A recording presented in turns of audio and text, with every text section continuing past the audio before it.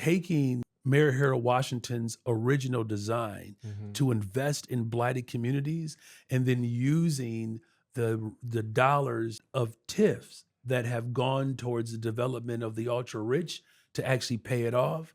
Like for me, that was just like one of those special moments where I'm like, we can carry out the legacy of our ancestors while also challenging those with means to see the hypocrisy in what they've done. I created essentially what is the largest economic bond in the history of Chicago for economic development and housing. It's $1.25 billion, right?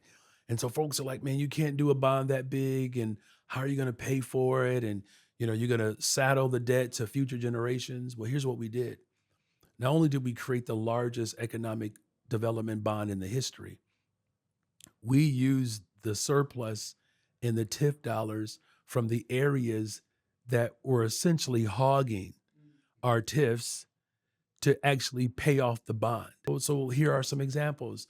West side of Chicago is a good example. Madison has not had development along the Madison corridor since the uprisings right after Dr. King was assassinated. And because of that economic bond, we just cut the ribbon on a wellness center where healthcare and other supportive services are there in this incredible facility.